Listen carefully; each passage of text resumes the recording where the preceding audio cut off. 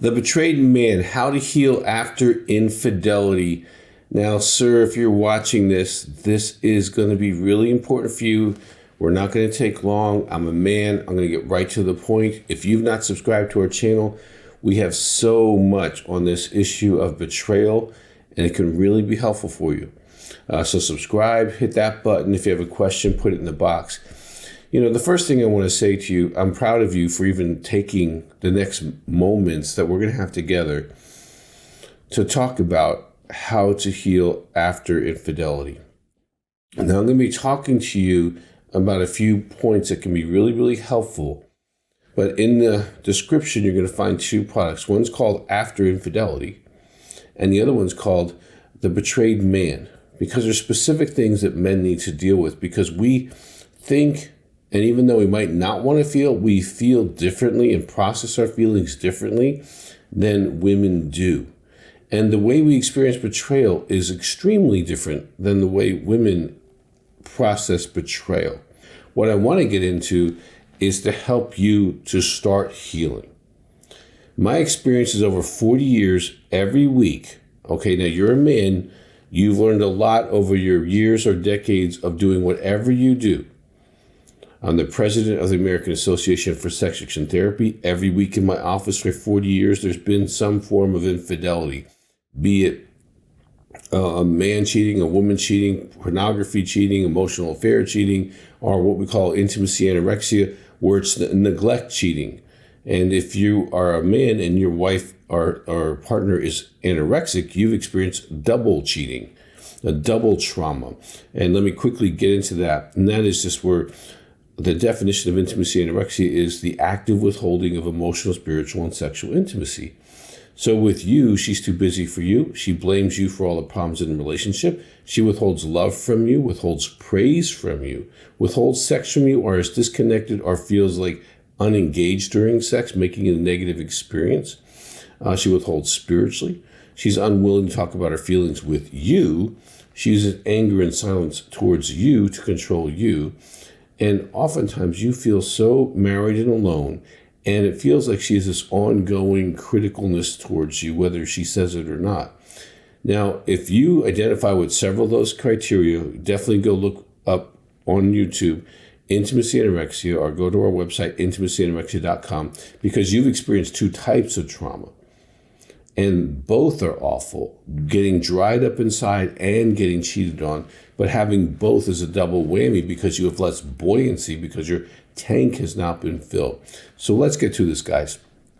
Number one, you have to acknowledge that you hurt.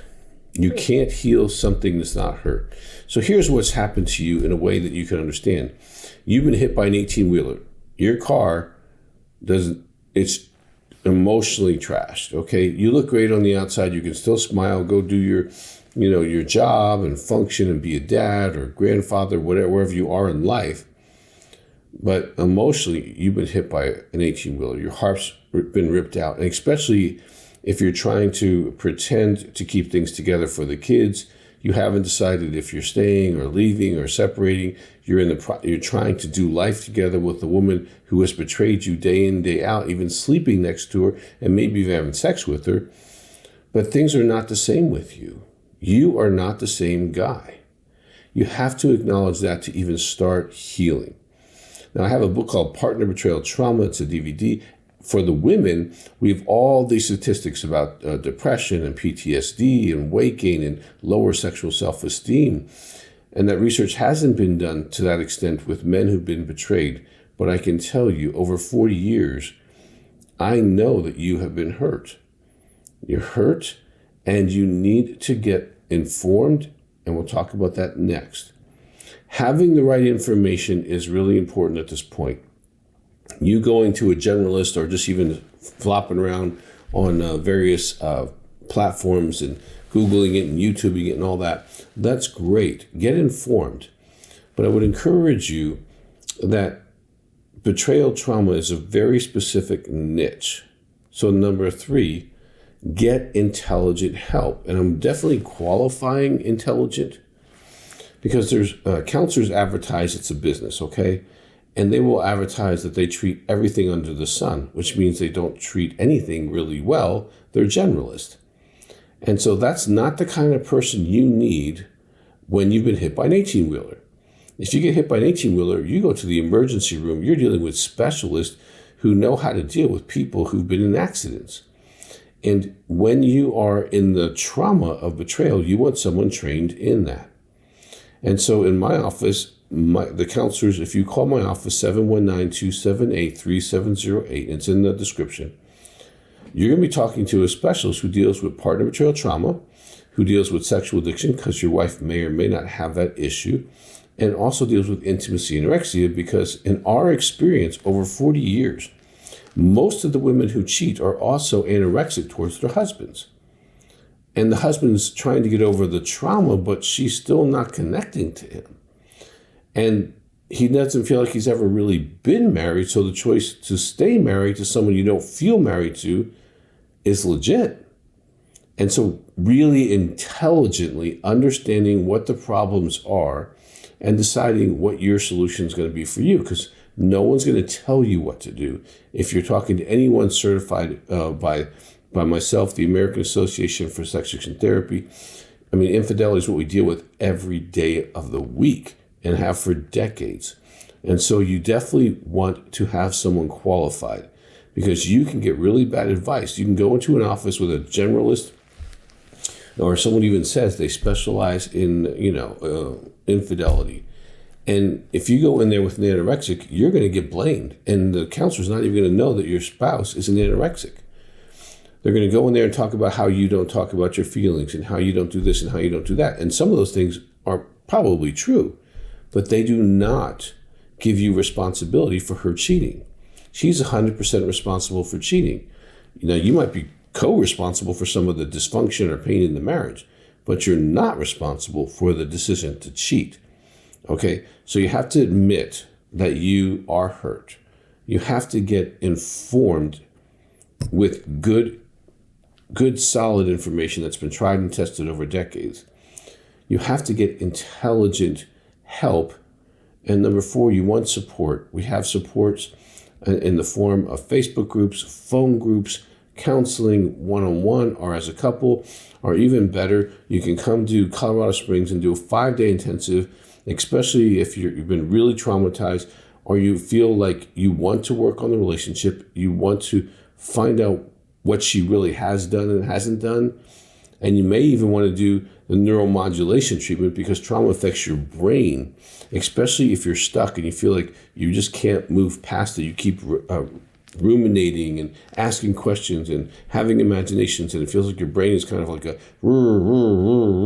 stuck tire in the snow and ice, and you can't seem to pop out of it. That neuromodulation can help you become neuroplastic again to be able to process what's the trauma that you have incurred. Now, the last thing I'm going to say is you're going to want some form of facts or truth. Now, not details. You do not want to have details, because you'll remember them the rest of your life, okay? You probably want to know the basics. When did it start? When did it stop? How many people? Is she engaged in pornography or emotional affairs online? The extent of the behavior, okay? And how are you going to know that? Are you going to believe her? She's lied to you for months, years, or decades.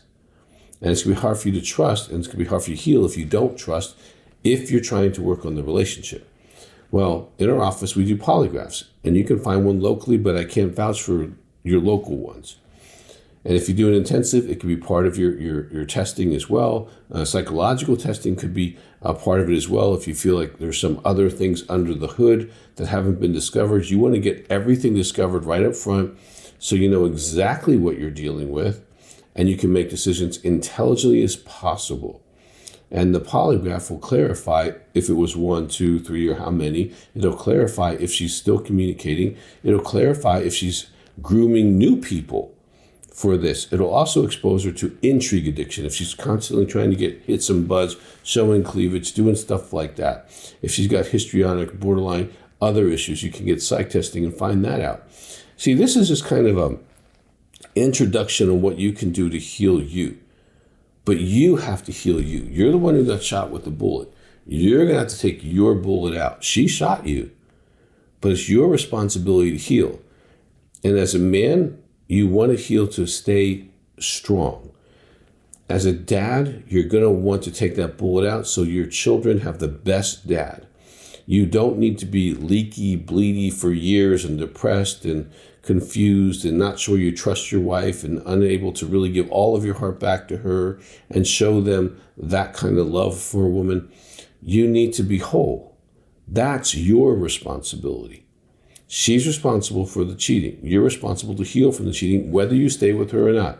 In my office, we don't have an agenda for that. That's between you and her. And there's so many variables that play into that you really need to have the knowledge of those variables. So I'm going to encourage you. After infidelity, the betrayed man, there's lots of other materials, but those can help you kind of work through the hurt, the anger, the grief, understanding your grief process, and tools that you need to be able to grow from this trauma. Okay, and it is trauma. It's not a small thing. It has shaped your world. Your past is different now because of the coloring of this event or multiple events. Your present is unstable because of these events, and your future is not secure. So you are now able to start stepping into a direction for you to build a life, for you to be whole, and for you to have the best life possible. I've seen it work in every single direction where a man can have a better life. Marriages can be better than ever. Or if she's not willing to heal or you can't do the journey, having the tools to have a better marriage in the future can still be yours. So I'm Dr. Doug Weiss. If you haven't subscribed, please do. There's so much help for you here. If you have a question, put it in the box. My encouragement is do the things I've just talked about. Start with that, and then take your own road to healing so that you can be the best man you can be.